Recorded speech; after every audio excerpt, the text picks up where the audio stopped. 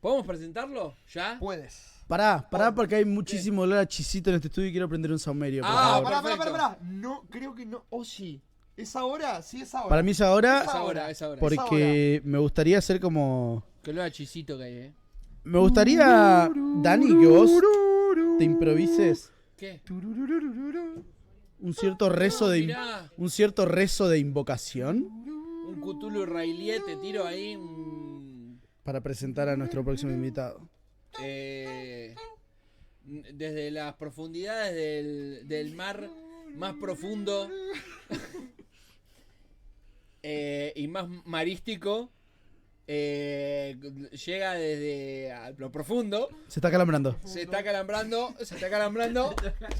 en la profundidad, llega el señor, el doctor, el licenciado Matías Oniria. ¡Va! Mirá lo que es. Vamos a hablar hoy. ¿Cómo están? Noches, ¿Cómo andan?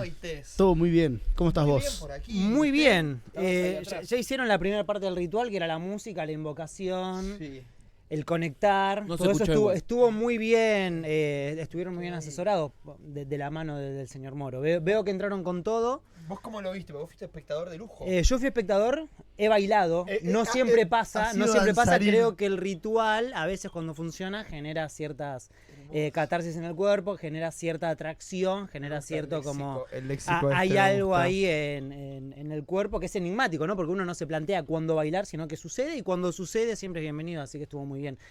Quiero agregar, sin embargo, antes de entrar en lo que me compete, la charla del día entre el ¿qué tenés para vinilo, decir? el vinilo. Igual no contestamos la pregunta. La tomamos No, ahí no para contestaron la contestar pregunta. Yo quiero decir que políticamente. tengo una experiencia con el vinilo que de algún modo se asocia a lo que ha dicho el señor Lauti, que hay una cuestión de ritual que particularmente en mi caso ha funcionado a la perfección, porque el único vinilo que compré a conciencia queriendo buscar un vinilo fue uno de los Beatles.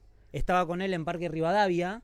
Creo que todas las personas que en algún momento consumimos los Beatles asumimos un momento de locura, desesperación, obsesión, donde todo lo de los Beatles nos parece que tiene una sobrelectura y etcétera. A veces eso dura una semana, dura un mes o puede durar toda la vida. A mí me pasó que en un momento sobreleí a los Beatles y entendí que había mucho para consumir ahí. ¿Vos llegaste a creer que Paul McCartney estaba muerto? Creo que Paul McCartney está muerto. No. Entonces, ¡Oh, santos cielos! Pará, vos pensás. Es más, yo pienso que Juanse está muerto. ¿Vos pensás que Juan No solo- está muerto? Juanse está muerto y Levington, que lo cambiaron. acaban de mencionar hace un rato, está muerto. Yo pienso que Ricardo Arjona está muerto y lo cambiaron. Y ¿Vos lo decís cambiaron. que Susana Jiménez en verdad es McCartney con Po- peluca? Podría ser tranquilamente. Me gusta. Entre las teorías de la conspiración que me han seducido de los Beatles, en un momento me enamoré de un disco en particular. ¿Cuál? Quizás del más enamorable de los Beatles, me parece, para los que de repente te enganchas con una, que fue en ese caso Abbey Road. Cuando me enamoro fuertemente de ese disco, estabas con él en Parque Rivadavia y asumo que quería comprar el vinilo porque él consigue una cosa donde reproducirla. Entonces teníamos Se realmente llama Winco. el Winco y dijimos, tenemos donde reproducir vinilo. ¿Nos interesa comprar un vinilo? Y yo accedí a la aventura de comprar un vinilo porque me parecía una experiencia hacerlo. Y me validó el universo cuando ni bien termino de comprar el vinilo. Vas a contar. No estaba digo, yo no sabía lo de los picos, que me pareció muy interesante, no sabía cuál era realmente la generosidad que me podía brindar el vinilo a nivel sonoro, pero quería hacerlo como experiencia y cuando lo termino de comprar, al momento que lo termino de comprar, lo pago, encuentro un Abbey Road en vinilo, le digo, ¿lo vamos a escuchar a tu casa que tenés el Winco? Sí, dale, pero ¿te parece? Sí. Lo compro y ni bien lo termino de comprar, alguien me dice, empiezo a caminar con el vinilo bajo el brazo y escucho, ¡Ey, maestro! Alguien que me dice de fondo. Me doy vuelta y a una persona que está parada atrás mío me dice, veo que te compraste el vinilo de Abbey Road. Sí, le digo. Y me dice textualmente, ¿querés Pepa? Sí. Solo voy a decir que esto pasó. Y que yo accedí a comprarla frente a toda alternativa de que la situación iba a salir mal. Le di la plata y me dijo, la voy a buscar a 2 cuadras y vuelvo. O sea, salto al vacío total. Pero de repente dije, Porque la la primera, experien- compro un tiene que- vinilo. tiene que Compro ser- un vinilo. tiene que ser Un full chabón experience. me susurra y me dice, ¿querés Pepa? Hay algo acá. dijiste. Hay algo acá. Accedí Y yo creo que el tipo de lástima, porque me vio dar el salto al vacío, en vez de desaparecer, volvió a los 20 minutos. Yo, terco, me quedé en la esquina esperándolo, aún cuando él me dijo, vamos a casa a escuchar el vinilo. Da por perdido los dos. Las 2 lucas, dala por perdido. Yo me quedo acá porque él va a volver. Él va a volver. Y yo creo que al chabón que me ofreció la pepa en un momento le dio como una cosa, che, le voy a validar el salto al vacío, y vino. Con una pepa que claramente era un cartón recortado random. ¿No? Era un cartón recortado random. No era un cartón recortado. Ah, vos te pegó. No pegaba ni en pedo. Esa mierda no era un cartón recortado. Esa mierda no era un cartón recortado, pero no pegaba ni en pedo, no era ni ácido, ni pepa, ni nada. Era un cartón que tenía un gusto particular, probablemente entintado. Entonces uno estaba en una donde se te dormía la lengua porque una garcha lo que estaba pero escuchamos a Abbey Road bajo la experiencia de haber accedido. Entonces me parece que cada vez que uno se vincula con el mundo del vinilo, de algún modo, como bien decía él, la ritualística está presente y me parece que se atraviesan esas cosas. Al menos en mi experiencia ha pasado que cuando compré vinilo, alguien inmediatamente me ofreció pepa y me dijo, vivila la experiencia. Estuvo Eso muy... le pasa a cualquiera, ¿viste? Vas Sí. al chino, te compras un vinil y te ofrecen chino Me pepa. parece Sí, espectacular exactamente. porque que alguien haya aparecido y te haya dicho eso. Fue rarísimo porque era una señal. nunca jamás apareció ese viejo de vuelta en Parque Rivadavia. No. Ofrecer Tipo, nada. literalmente bajó John Lennon del cielo, se puso sobre un increíble, chabón fue y te increíble. dijo, No. brother, Disculpame, disfruta bardees. esto con Pepa. Fue Paul McCartney. Fue Paul McCartney. No, que Pepe- el extinto. Pero Paul- El cierre del camino del héroe. Paul para mí no es el Beatle falopero. Para ustedes No, Paul pero es el importa, Beatle pero fue el falopero. fantasma de Paul McCartney. No importa, pero- Igual a mí me daba miedo el coso ese de esa especie de documental medio falopón de George Harrison con la morsa y todo. Yo ya tengo a mí me dan miedo todas esas cosas. Hay algo que no cuaja en la realidad, que hace que se quiebre. Es como las cosas no son y como, bueno, hacé tu columna. Pará. Tengo hasta ahí. Yo voy a decir una cosa que me está pareciendo fantástica porque yo estoy viajando. El vinilo para mí es claramente una experiencia que puede ser fantástica.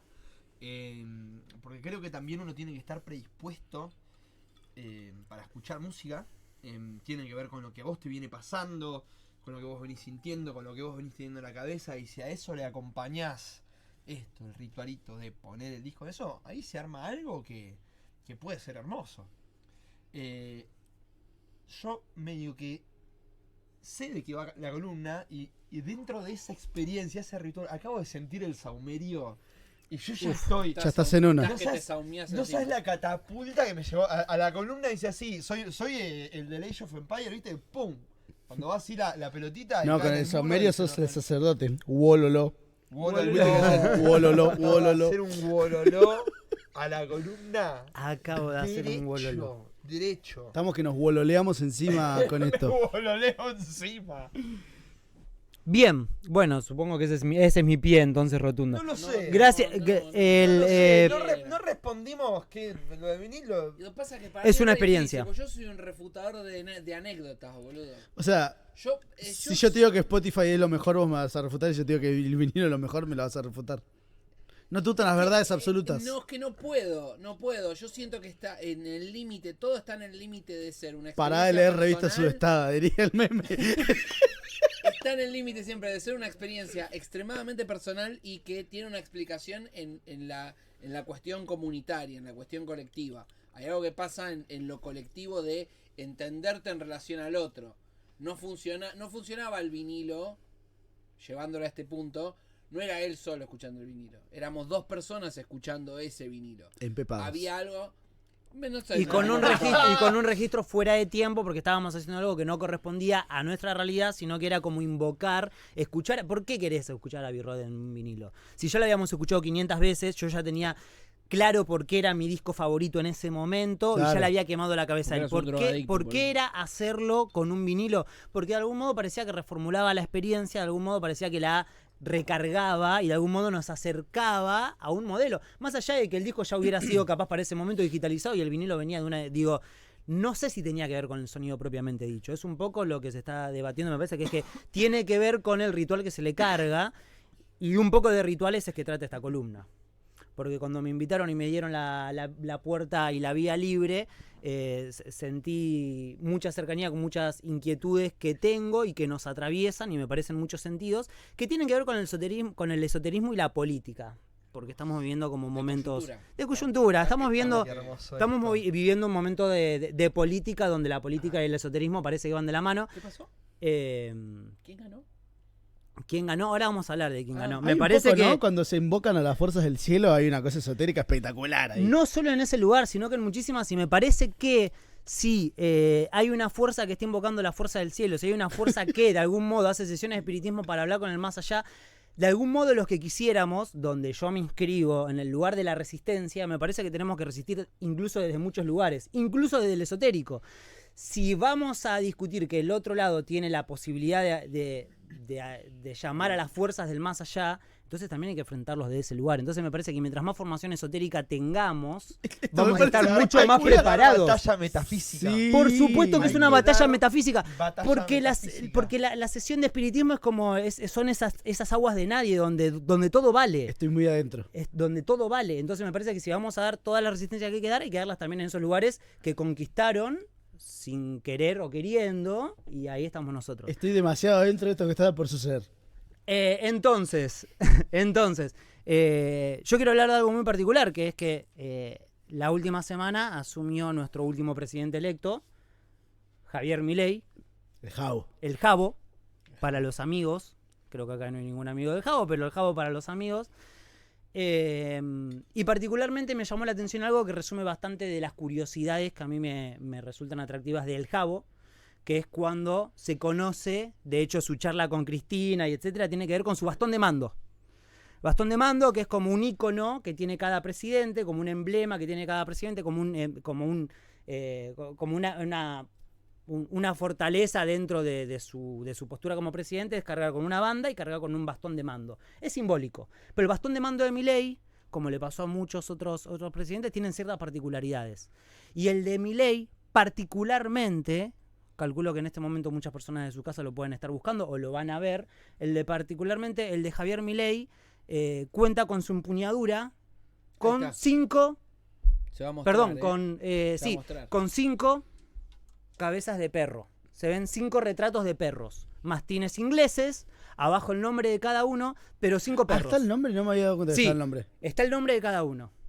Son 5 perros. El de arriba es Conan, ¿no? Que es claro. El de arriba es Conan. Pero es Conan Todos- 2, no todos Conan 1. Ese es Conan 1. ¿Cómo se Es llama? Conan Conan 1. 1. No a ver. Porque hay dos Acá hay Conan. algo en lo que nadie se ha puesto de acuerdo todavía, porque como no hay una versión oficial y todos Para estamos mí son los indagando 5 sobre- perros vivos. A Milei un brujo le dice tenés que clonar a Conan hasta el momento de tener tus cinco perros, Ujú. ¿no? ¿Eso está chequeado? Eso es algo ¿Eso que... está chequeado? Eso está chequeado, por supuesto Sí, que sí, está está chequeado. chequeado. Hay que Vos decirle que cuando- sí. Cada vez que diga eso hay que decirle que sí. Sí. Está chequeado. Entonces Milei asume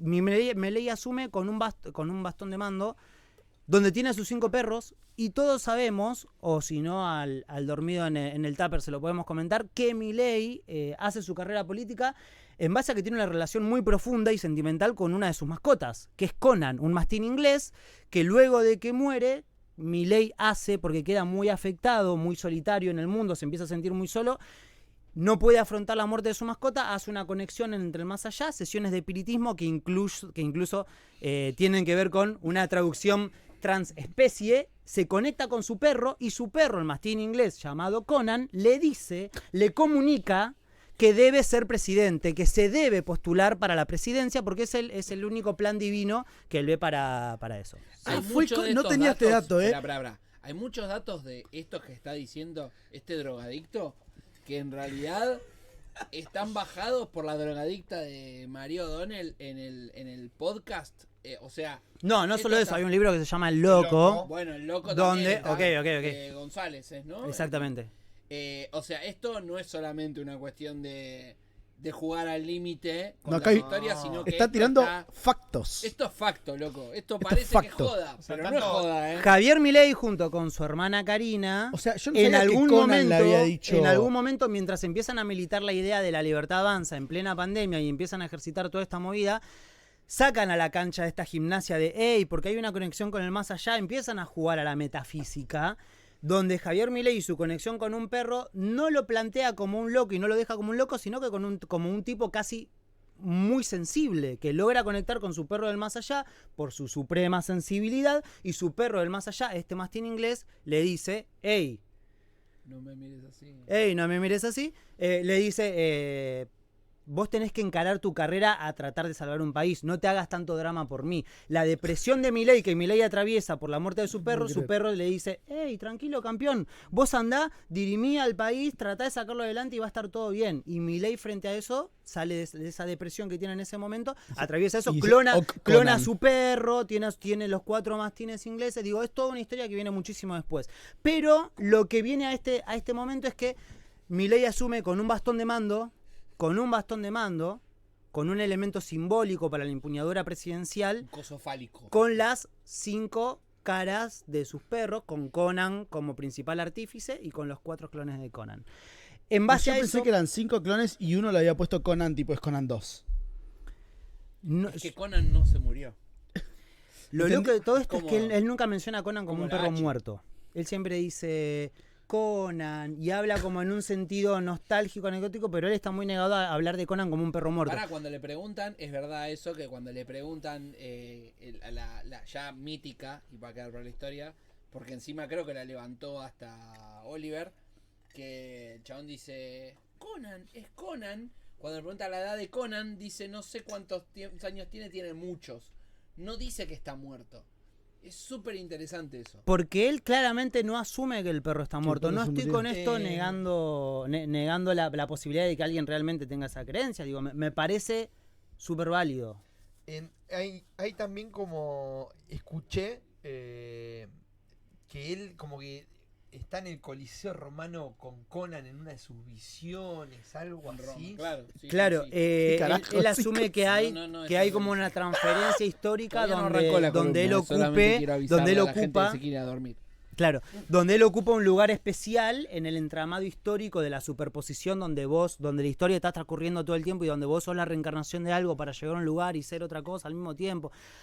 En esa representación histórica, él es un gran emperador, junto a Conan, que es otro gran emperador. Él está en ese viaje. ¿Conan es perro en ese viaje? No sabemos qué relación tiene con él. Eso solo lo No, sale no, el Jabo, no es perro, el Jabo y no es perro, nosotros. No es perro, no es perro. Es lo que dicen. Acá ya estamos jugando al límite. A algunos de esos lugares vamos a tratar de llegar con las conclusiones que vamos a hacer después de analizar ciertas cosas, pero hablar del bastón de mando me pareció interesante porque creo que nos pone en perspectiva, si escuchamos una historia que hoy les traje, que me parece que les puede interesar, sobre cómo el bastón de mando como elemento simbólico tiene un peso muy particular y hay una historia muy concreta e interesante sobre lo que es el bastón de mando en particular. Y vamos a hablar de un elemento que tiene que ver con un elemento ancestral, mágico, que fue buscado por los nazis. Vamos a hablar de ciudades ocultas. Vamos a hablar de extraterrestres. Vamos a hablar del Cerro Uritorco. I'm fucking Y all vamos in. a hablar de todas esas cosas para tratar de conectar con el esoterismo, el bastón de mando y la realidad que nos compete. Así que de eso va a tratar la columna de... Vayamos, estábamos en una. Vamos a la historia. Voy a hacerlos partícipes de una historia donde invito a que intercedan como sea y del mismo modo voy a invitar a que del otro lado puedan sumarse a una banqueta que vamos a dejar abierta, Vox Populi, para que se puedan sumar a opinar de la historia. Primer capítulo de nuestra historia se va a llamar La muerte de un brujo y vamos a ver cómo empezamos a conectar todo con todo. Vamos a ubicarnos en el año 1989. Argentina, Yo ya estaba vivo. calle Callao, edificios.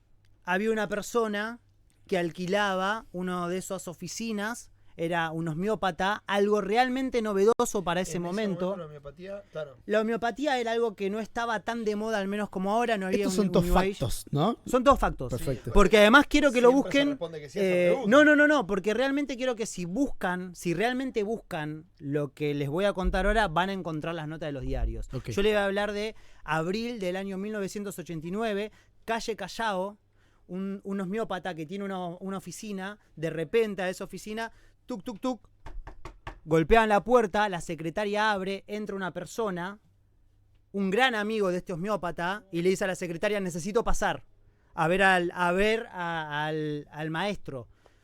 No se puede, está en sesión. Este homeópata era muy famoso en ese momento. Ahora vamos a ver de quién hablamos. Es muy famoso en ese momento. Golpean la puerta, la persona dice, necesito verlo. No, está en una sesión, necesito verlo, está en una sesión, necesito verlo, y pasa. La secretaria se queda como medio en el lugar, no sabiendo qué hacer, y antes de que logre descular cuál es su próximo movimiento, escucha algo muy particular. 7 balazos. ¡Pum, pum, pum, pum, pum, pum! 7 balazos. No, eso fueron menos. ¡Pum! Va a Vení, pasar, vení. va a venir Javier a formar parte del equipo. Él era el homeópata. ¡Que pase el homeópata! ¡Resucitado! Dale el micrófono. Dale el micrófono y compartimos este. Era mi tío. Es re loco porque estaba esperando a que termines de terminar la historia porque yo me vinculé con esa historia. Esto es increíble, ¿eh? ¿En serio? Yo fui a... Estaba planeado. Pará. ¿Cómo sabe el de que yo te voy a hablar? Muy bueno. Yo creo que estás hablando de la misma historia que, o sea, que el que mató a esta persona se apersonó en...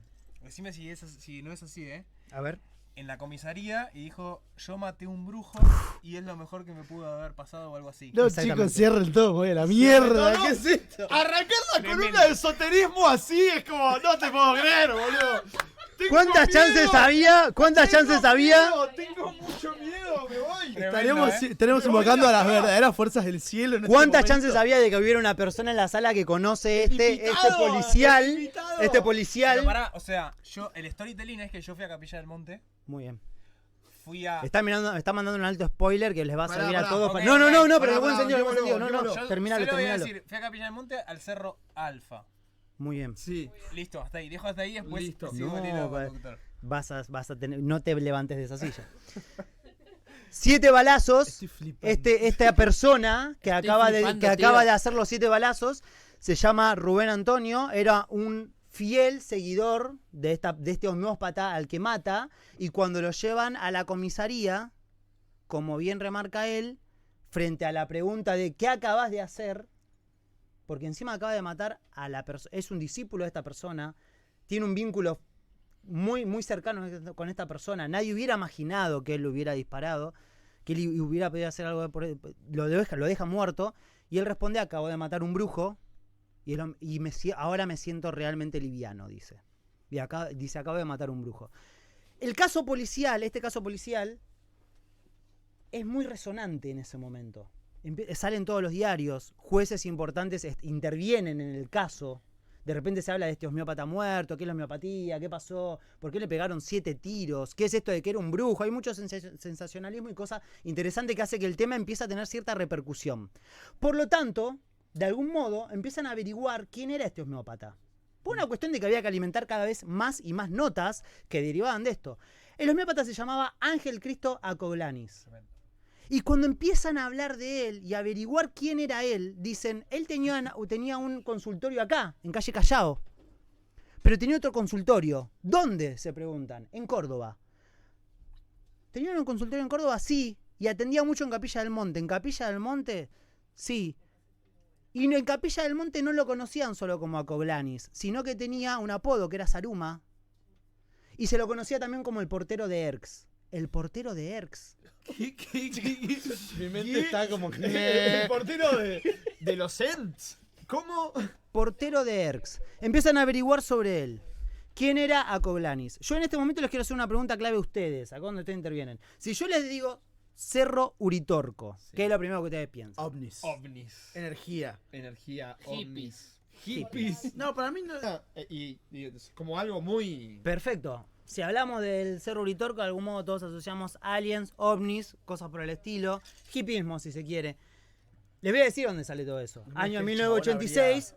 Año, Portales. y focalicen esta fecha para que entendamos, porque esta no va a ser una historia cronológica, porque lo que tiene interesante es que vamos a conocer esta historia del modo en que se fue conociendo, para que entendamos que la cronología a veces no termina de definir una historia, sino que termina de definirla el modo en que la información nos llega. Año 1986 aparece en una de las laterales del cerro una mancha grande que se llama la huella de pajarillo, que empieza a ser conocida como una huella que aparece en el Cerro Uritorco sin ser identificable sobre quién la dejó. Se habla de una nave espacial. José de Ser, un periodista que en ese momento, medio fabulador, estaba cubriendo temporada de espectáculos en San Carlos de Córdoba, y de repente dice, ¿qué fue eso? ¿Qué pasó ahí? No sé qué. Y empiezan a generar, a través de esa mancha que aparece en el cerro, y un periodista bastante inescrupuloso como José de Ser, empiezan a generar la idea de bajaron los aliens, pasó algo, qué extraño. Y se genera a partir de 1986 toda una fabulación con que de repente Capilla del Monte estaba muy ligada al movimiento extraterrestre, al turismo ufológico y centro energético. O sea, esto es antes. 1986. Claro, es antes de la muerte. Antes de la muerte de Ángel Cristo Acoglanis. Sin embargo, si bien a partir de 1986 se forma esa fama en el Cerro Uritorco, la realidad es que desde el año 1983, o sea, 3 años antes de que aparezca la famosa huella de pajarillo, que lo vuelve famoso al cerro, desde 1983... Me siento en un capítulo de Dark. Digo, 3 años antes de que aparezca la huella de pajarillo, ya había tenido influencia fuerte en el Cerro Uritorco este señor Ángel Cristo Acoglanis. ¿Y por qué? Porque Acoglanis llega a Capilla del Monte en el año 1983 diciendo, la biografía que él cuenta él mismo, no la vamos a refutar, no la podemos comprobar, solo sabemos lo que Acoglanis dijo de sí mismo es, yo soy un tipo que nació en Grecia, que paseé por todo el mundo, que de hecho mis paseos por todo el mundo me llevaron por el Tíbet, que pasar por el Tíbet y tener una cierta revelación espiritual me llevó a conocer que había en Argentina, en Sudamérica, un lugar específico donde había cierta energía, donde a mí me mandaron a ver qué pasaba, y él dice que llega a Latinoamérica mediando los 80, porque su conexión con el Tíbet y fuerzas espirituales lo mandan a Latinoamérica. Él para principios de los 80... ¿Quién lo manda? ¿Cómo es que lo mandan? La gente, sus misiones espirituales.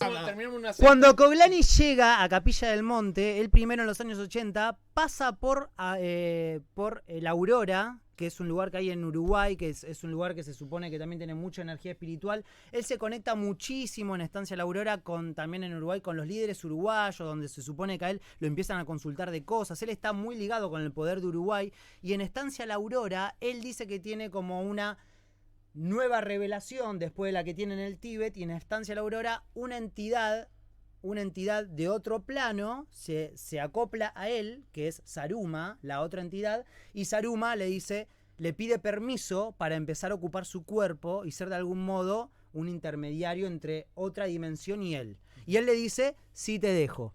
Cuando él le da el ok a esa otra entidad, él va al Cerro Uritorco, año 1983, y empieza a hacer excursiones hacia el Cerro Uritorco porque siente que la energía lo llama hasta ahí, y él empieza a hacer convenciones en el Cerro Uritorco, donde él, en el Cerro Alfa y en el Cerro Uritorco, y empieza a hacer reuniones con gente donde él empieza a entonar, empieza a hacer cánticos, y a sus cánticos le responden luces en el cielo. Bueno, y las luces en el cielo empiezan a hacer ciertas reflectancias en la tierra, etcétera, donde la gente que lo acompaña a él en esos mambos esotéricos donde él llama luces, esas luces empiezan a generar unas cosas donde la gente que está con él dice de repente, hey, estoy viendo algo ahí. Sí. Hay una ciudad, yo estoy viendo una ciudad. Donde recién estaba viendo la pradera, hay una ciudad. Las luces se iban y la ciudad, como un espejismo, se desaparecía. Y él empieza a fundar el mito, él es uno de las piedras angulares del mito de que existe una ciudad intraterrena en el Cerro Uritorco y en sus cerros aledaños, que es ERKS, E-R-K-S, que es una ciudad intraterrena de seres hiperevolucionados, venidos de alguna otra dimensión, ya sea pleyadianos o intraterrenos, que de algún modo están con nosotros conectados. Muere Acoglanis, empieza a salir a la luz todo esto, año 1989, la gente empieza a asumir que más allá de la huella de pajarillo y todo todo Capilla del Monte como un turismo ufológico y zaraza, de repente empiezan a decir, pero este tipo desde muchísimo antes de que eso sea como un Vox Populi, él ya tenía como esta especie de seguidores, esta especie de idea de que había una ciudad oculta, y se empieza a estudiar después de la muerte de Acoglanis todos los estudios que hizo Acoglanis. Y empieza a ser particularmente fuerte para muchos, porque él deja muchos artículos, y la mayoría de sus últimos artículos hablaban de una cosa particular, que él estaba obsesionado con algo que era algo a lo que él llamaba el bastón de mando. Ahí está. Y cuando él en sus últimos artículos habla del bastón de mando, menciona constantemente que la última experiencia que él tuvo con ese bastón de mando fue tenerlo entre sus manos, que algo muy poderoso pasara y que él queda totalmente obsesionado con eso. Entonces la gente empieza a investigar sobre qué diablos es ese bastón de mando del que hablaba esta persona que acaba de ser asesinada y catalogada de brujo en el año 1989. ¡Pum! El tema es que cuando Akoulanis muere, sale al auto de esto, él habla de un bastón de mando, etcétera, empiezan, ¿qué es todo esto? Y se descubre que en sus últimos años de vida, Akoulanis, en un momento, él estaba convencido que había llegado al ser Uritorco, invocado por esta fuerza celestial, etcétera, y él realmente se consideraba como un llamado, como había sido llamado por una fuerza especial y era el único. Entonces, ¿cuál era su misión? Él también se lo preguntaba a menudo. Hasta que en determinado momento, Akoulanis se encuentra con una revista, fíjense qué frágil que es todo, con una revista que se llama Cuarta Dimensión, cuyo director artístico durante muchos años fue Fabio Serpa. No. Fabio Serpa. Sí, Tenía razón. Como Y él dice encuentra esas el amigo. revistas, gran consumidor de todas esas cosas, porque él es un estudioso del mundo esotérico y etcétera. Y encuentra en esas revistas que hay una persona que se llama Terrera, de apellido, que está publicando información sobre el ser Uritorco, con el que él se siente tan conectado. Y este Terrera dice, yo hace 30 años que soy guardián de algo que se encontró ahí en el ser Uritorco, y durante 30 años guardé este secreto. Esto se entera en el 80 y pico. Él llegó a Capilla del Monte, cuando les dije, en el 83. O sea, que él está en el 50 y pico, lo había encontrado Terrera. En el 83 él está ahí. Y él llega, dice, llegué yo, soy yo el que está acá, el que de repente le da movida a toda esta cosa, no sé qué. En el 84, 85, él empieza a leer estas notas de un Terrera, que de repente empieza como a decir, yo soy guardián de una pieza que fue encontrada en el Cerro Uritorco, yo estoy conectado con el Cerro Uritorco, y de repente Akoulanis dice, hey, ¿qué está pasando? Papá ¿Qué mono está con banana pasando? verde. ¿Qué está pasando? Y empieza a investigar más sobre Terrera, empieza a averiguar más sobre las notas de Terrera. Y Terrera empieza a sacar una nota tras otra, contando su historia. ¿Y cuál es la historia que cuenta Terrera? Este es el capítulo 2 de nuestra columna, que se llama La Piedra de la Sabiduría. Terrera lo que cuenta es lo siguiente.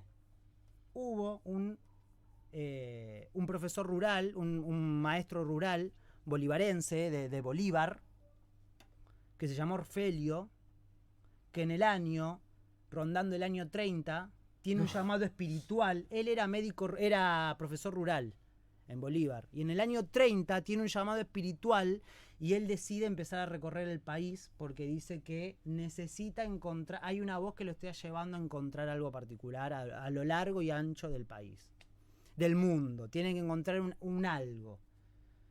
Este Orfelio empieza a recorrer todo, según la biografía que uno quiere escuchar, hace un recorrido que va por el mundo, hace un recorrido que va por el país, como sea. ¿Dónde termina? En el Cerro Uritorco. Y en el año 1934, muchísimos años antes que Akoulanis, llega al Cerro Uritorco y hace una excavación. Acá parece que Todo llega esto, uno- todo esto fundamentado, porque están las expediciones que hizo Orfelio, que arranca siendo un maestro rural realmente de muy bajos recursos, que logra llegar hasta el Cerro Uritorco y pide hacer una excavación. Serpa, no lo tengo. ¿Está vinculado con Milei? ¿Fabio Serpa? Sí. No, murió muchísimo antes. Ah, ok. Fabio Serpa...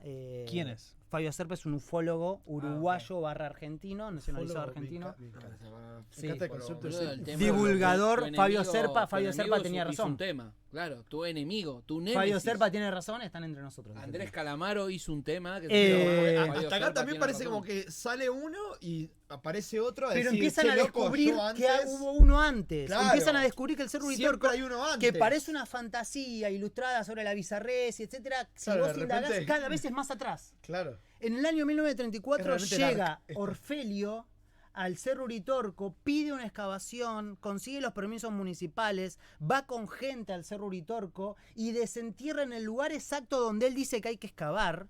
Sospechoso también si quieren, encuentra tres cosas particulares.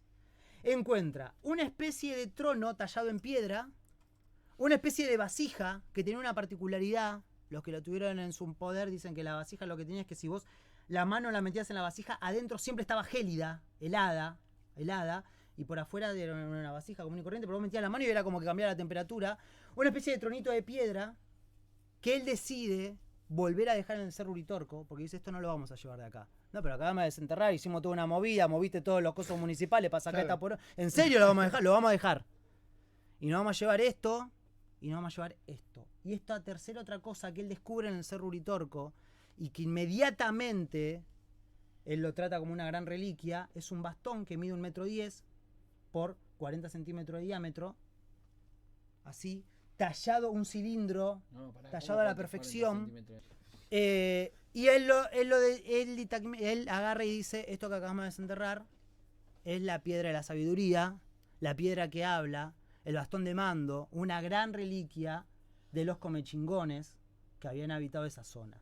Y él dice, esta piedra, que realmente, después vamos a ver fotos, está realmente tallada, parece muy lisa, muy concreta, muy una sola pieza, donde dice, esto es el bastón de mando, una reliquia de los comechingones, que era una llave para comunicarse con el más allá. Era una llave para comunicarse que ellos tenían, que era una voz que iba a finalmente determinar cuál iba a ser el destino de la humanidad, en tanto y en cuanto la humanidad requiriera una respuesta. Entonces los comechingones lo tenían como una conexión con un universo de mucho más allá. Y él dice, tenemos esta pieza. Eso lo descubre en el 34. La tiene para sí mismo y la guarda en su poder, Orfelio, hasta el año 50 y pico. La guarda hasta el año 50 y pico, cuando conoce al ayudante de cátedra. ¿Ese es Orfelio? Sí, hasta que conoce al ayudante de cátedra de antropología de la Universidad de Córdoba, también abogado, el señor Terrera. A todo esto, Cristo Cobrani estaba la reputeada. Estaba la reputeada, le le sacaron todo el fucking protagonismo. ¿Quién es este hijo de puta? Pero ¿qué hace? Averigua, dice. Pará, Orfelio encontró esto en el año 34. ¿Qué hace con ese fucking bastón de mando? Y la biografía de Orfelio, según lo que escriben, Orfelio en el año 50 y pico se lo dio a Terrera. Pero pará, ¿qué hizo Orfelio con el... Lo guardó, chingón? lo guardó, porque él, su misión era era encontrarlo para guardarlo, porque es una herramienta muy... Lo había excavado, había estado haciendo pocito. Creer Y cayó o reinventar. Un día, dijo, che, a ver, sacá ahí, a ver. No, y esto es más o menos ahí. No se sabe qué hizo entonces. Sí se Solamente sabe lo qué guardó, hizo, lo lo guardó. guardó. Hasta pocos años antes de morir, donde se lo da al ayudante de cátedra de antropología de la Universidad de Córdoba, también abogado, el señor Terrera. Que el señor Terrera, que fue discípulo de él, con sus enseñanzas místicas y etcétera, recibe el bastón de mando. Gente de la academia, antropología. Gente de la academia, antropología, etcétera. Porque de hecho el bastón lo exponen para que, che, ¿dónde salió esto? Y esto data de tiene un montón de antigüedad por la piedra con la que está hecha. Claro, porque Sí. eran los comechingones. Era realmente una cosa vieja, está trabajada, no es una piedra que vino azarosamente con esta forma ni con este pulido. Entonces realmente pareciera que pertenece a una civilización. Vamos a asumir que como la civilización más vieja que conocemos acá son los comechingones, debe ser es de ellos. Entonces que de algún modo el señor Orfelio se lo da a Terrera. Orfelio muere en el 50 y pico, Terrera se lo queda y Orfelio le dice, guardalo, bajo sumo secreto, hasta que creas que sea necesario empezar a divulgar la palabra del bastón de mando. No. Casualmente, en el 80 y pico, Terrera empieza a hablar Terrera del viejo bastián- ya en el 80 y pico. empieza a hablar del bastón de mando. Sí, pero me imagino un tipo barbudo, ¿viste? Cuando empieza así, dice, no, este Cristo Coblani, ¿cuánto? No, papá. ¿Qué pasa cuando Coblani se entera de esto? Lo mata Terrera. Dice, yo tengo que saber qué onda está pasando, quién es este Terrera, me está sacando un montón de protagonismo. Y así es como en determinado momento, a la oficina de Terrera, ¿quién es? Yo, a Coglanis, barra Saruma, barra el Pléyade, barra el que canta las cositas en Erx, y vos quién carajo sos. Yo soy Terrera, el que tiene el bastón de mando. No. Medio que se picantean entre ellos, dice, mucho gusto, a Coblani, mucho gusto. Terrera se dan la mano. The Planet Dos eminencias, Crashing. año 1984, se cruzan, casi debatiéndose, para muchos dos farsantes, para otros dos iluminados, porque cada cual para ese momento tenía su séquito, su secta, sus seguidores. Se cruzan entre ellos y Saruma, barra Coglanis, le dice, ¿vos tenés el bastón de mando? Sí. ¿Vos decís que es poderoso? Sí, claro. ¿Y vos decís que abrís las puertas de Erx? Sí, claro. Vamos juntos. Bueno, entonces a Coglanis le dice, venite a una sesión mía con el bastón de mando. A ver qué pasa. a ver qué pasa, porque si el bastón de mando abre las puertas, si Erx está comunicada con la ciudad entreterrena de esto, y si todo fue planificado por lo que me chingona, que entendían qué estaba pasando con todo esto, y hay una conexión del todo con el todo, vamos al fucking Puerto Uritorco, hacemos la sesión que tenemos que hacer, trae el bastón de mando y vemos qué pasa. Te la bancás, y ahí Terrera, ¿qué le dijo? No. No Le era dijo, auto, sí, claro que voy. Sí. Bien. Pará. Ustedes, yo soy de La Terrera. experiencia, la Yo experiencia acá, no estaba terrorista. Pará. Traeme la Terrorista terelopa. de pura cepa. Terrorista de pura cepa. Traigan la terelopa. Ya.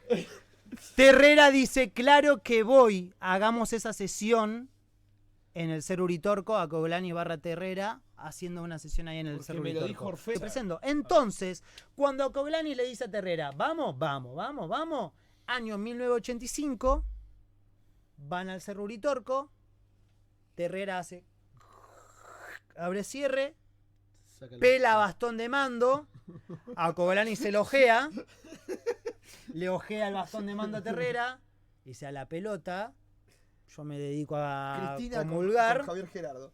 Cristina con Javier Gerardo le paispea el bastón de mando y una movida y con eso, y a Coglani dice, ok, bueno, mi turno. ¿Trajiste el bastón de mando? Bueno, me toca hacer la mía. A ver qué opina Erx de este bastón de mando. Oh, llama, hace su canto, hace su flujo de ritual, y de repente las luces empiezan a responder, cada vez con más énfasis, hasta que Coglanis, cuenta Terrera, le dice, subí el bastón. Terrera dice, sí, por supuesto, a eso vine. Sube bastón, y de repente pum, luces, y la experiencia termina. ¿Cómo termina la experiencia? Abre una puerta. No. El bastón de mando se quiebra en 3 partes. Esa piedra sólida, ustedes van a ver fotos a lo último de este relato del bastón de mando. El bastón de mando se quiebra en 3 partes. Hace track, se quiebra. ¡Pum! Se rompe. A Coglanis, con una sonrisa en el rostro, se da vuelta, lo mira a Terrera y le dice, bueno, se ve que no era el momento. Lo deja ahí. Terrera dice, me rompiste el bastón de mando. Sacá los datos del seguro. Anotá. La concha de A tu partir madre. de concha de ahí, tu madre. a partir de ahí, año ¿Estás 1985, entre Terrera y Acoglanis se genera una especie de enemistad. No declarada, pero donde Terrera, Terrera de repente dice, este tipo, todo bien con la comunicación con él, no sé qué cosa, pero no es lógico que se me haya roto el bastón de mando, que se haya roto esto. Claro, como Que yo vine a tanto tiempo a cuidar la reliquia, me lo dio Orfeo, me dijo cuidalo, no sé qué. Yo confío en este tipo, lo rompió. Era como que Y él agarra y dice, al final este bastón de mando se rompió ahora, pero no es el momento. Viene después seguro. Dice, vos cuidalo que yo después lo vamos a volver a restaurar y lo vamos a usar.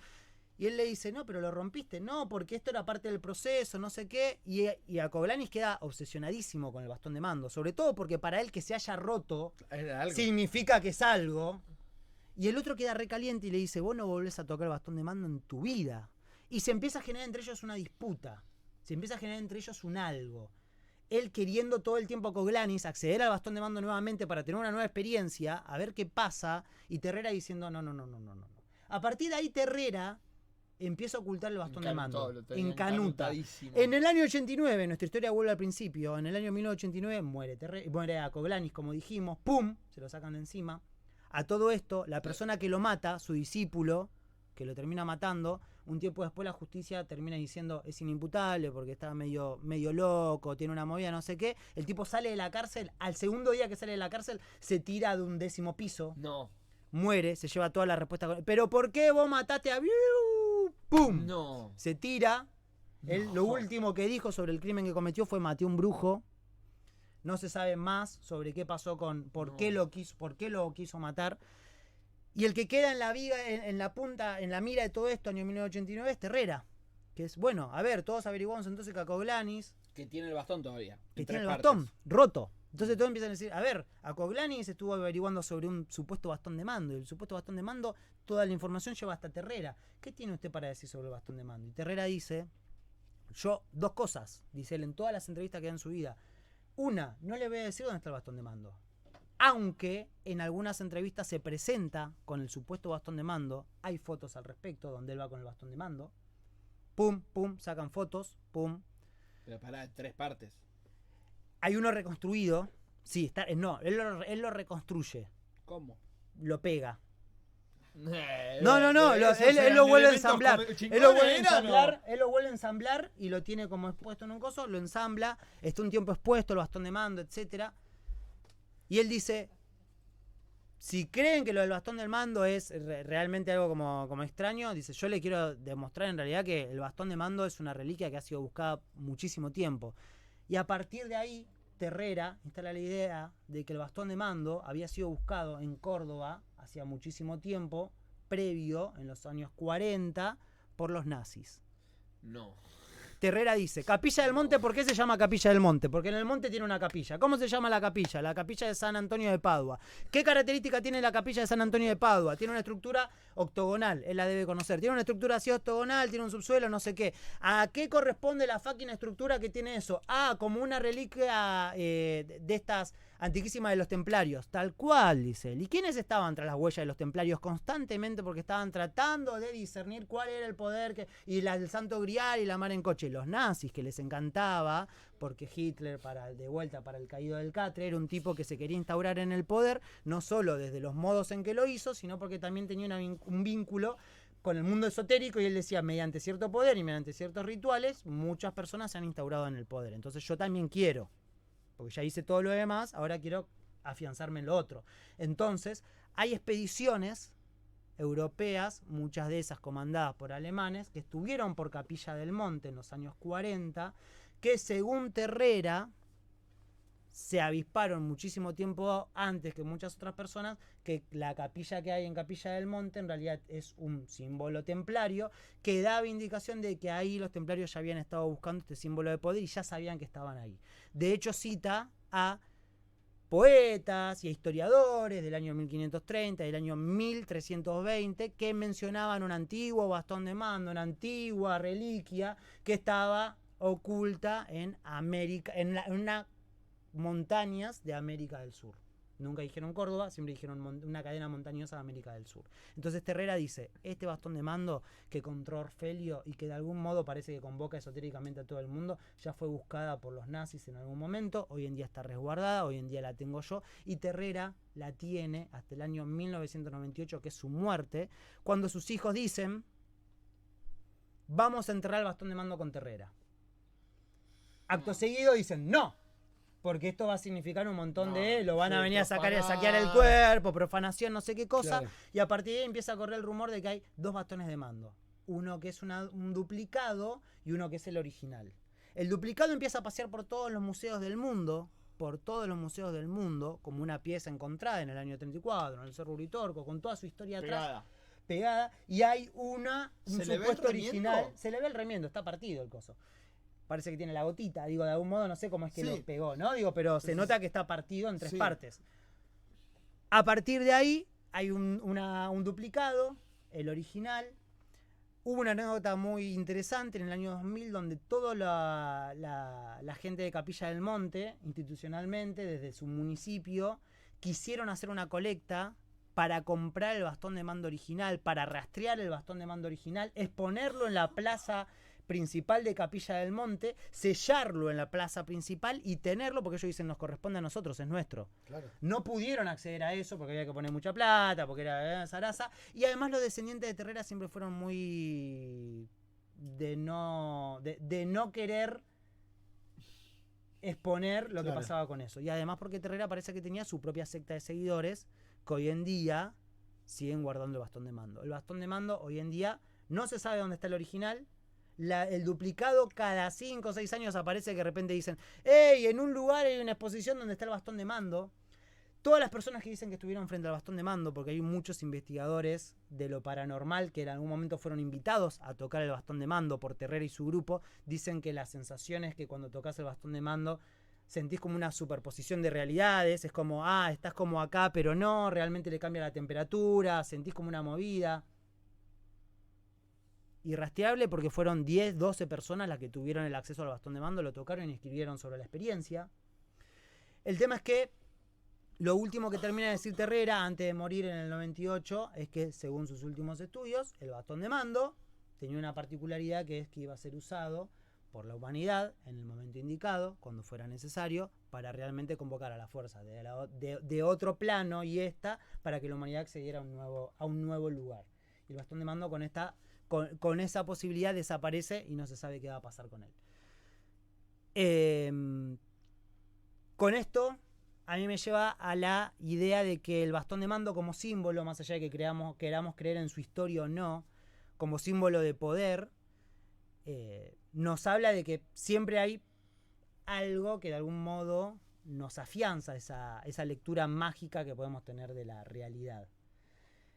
Y para muchos el bastón de mando de Terrera, de Acoglanis, de Orfelio, fue siempre como un transmisor que tenían esas tribus o no, esa gente que lo quería obtener para llegar al poder o no, pero era un transmisor para poder conectarse con algo más.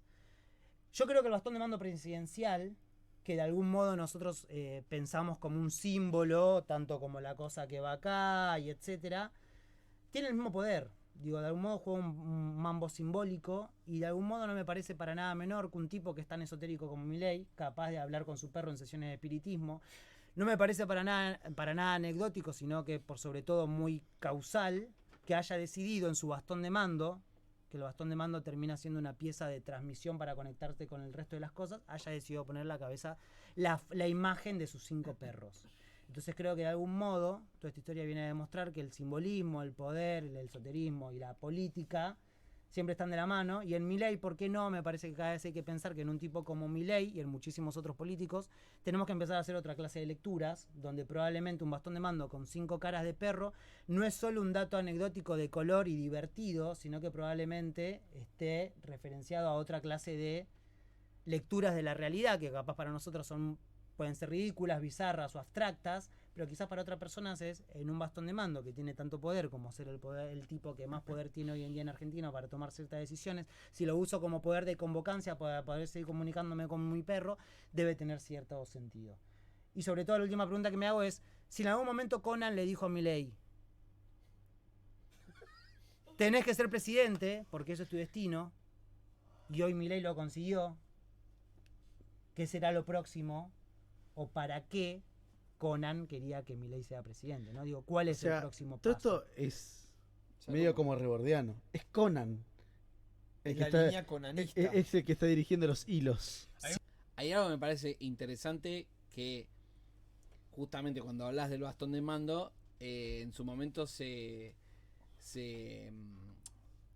popularizó una frase de Cristina que fue, teniendo en cuenta esta perspectiva, ¿no? Entrando en este juego que decía, agarren el bastón de mariscal. Puede ser que fuera una cosa así, que era como, alguien tiene que agarrar el bastón de mariscal o alguien tiene que agarrar algo del mariscal. Hablaba de un bastón, de agarrar un bastón para hacer algo. Eso evidentemente no se hizo, pero digo, en ese sentido, cuando hablas de eventos, es muy fácil entrar en la cosa individual de esto que está pasando está atravesado por la voluntad de un individuo. En este caso, es muy fácil entrar en esa y para mí es súper válido.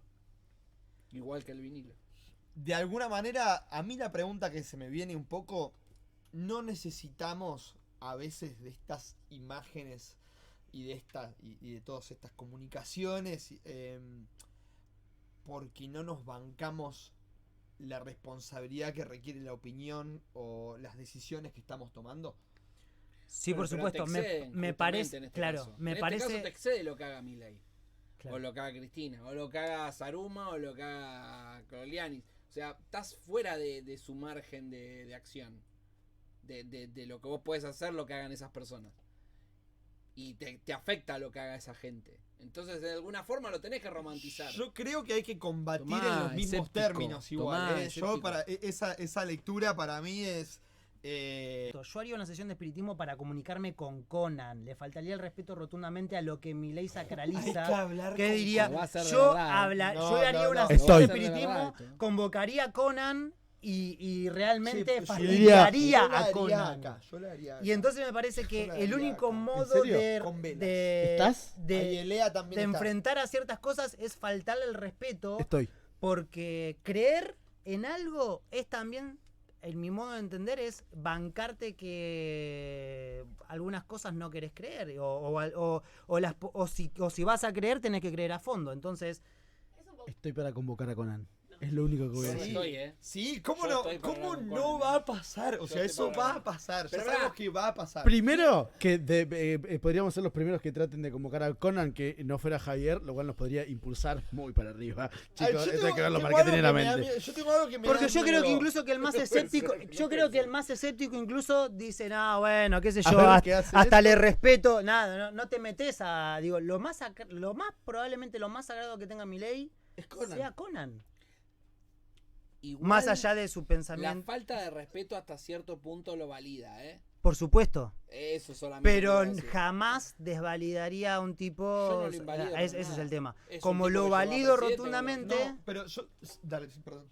No, como lo valido rotundamente, quiero que Pimba haga una sesión de espiritismo para agarrar a Conan. Sí, Bueno, bueno, todos pero tenemos sé algún que- perro, alguna mascota muerta. No sé Convocamos si a una todas nuestras mascota. mascotas muertas Para que nos ayuden. para que nos ayuden y vayan a buscar al forro de Conan, que es un mastín inglés que realmente debe ser difícil. Si yo mando a mi perro callejero de la infancia, Piojito, ¿no? Que era un perro chiquitito, su nombre lo indicaba, y lo mando contra un mastín inglés, muy probablemente pierda, pero el sentido colectivo que si Piojito va con Firulais y Piojito va con Roto y Piojito va con el resto de las mascotas amigas para de algún modo intentar detener a ese mastín Esto inglés. se volvió espectacular.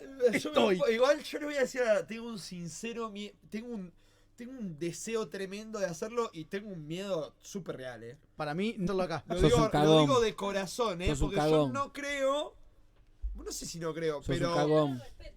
Pero esas cosas. Sos ¿viste? un Es como- cagón. Es un perro. Yo estoy boludo. para hacerlo, Deja nada. pero busquemos un lugar. Boludo, yo laburo todo el día en este estudio, la concha de tu perra, boludo. Sos un también. No, no, Vos sos un también cagón, tenés otro Álvaro. perro, Busquemos boludo. un lugar. Álvaro, sos un cagón. Nuestros perros nos van a proteger. No Nuestros sé, perros nos van a boludo. proteger. Cagón. No estoy para exponer a mis hijas así. Aparte, capaz estamos asumiendo que Conan es un perro hijo de remil puta No, villano. no, boludo, pero no tiene que Y ser capaz no por eso, digo, Conan- pero no sé, boludo, vos tratás así, yo estoy así, hoy a la noche, voy ahí, me pongo a dormir y escucho guau guau.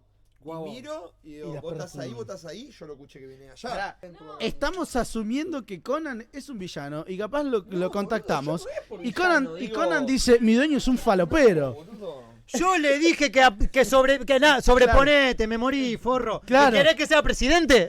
Claro. Sí, sí, Sí, tal cual. Puede haber estado muy en una.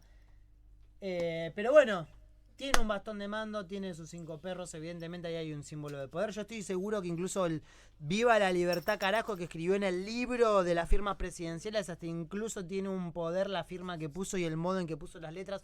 Yo estoy realmente convencido que hay en él una búsqueda Lo voy a hablar con mi abuela, que es grafóloga. de conquista metafísica y espiritual, porque el tipo confía en eso. Entonces me parece que es muy válido de nuestra parte que nos empecemos a informar de eso.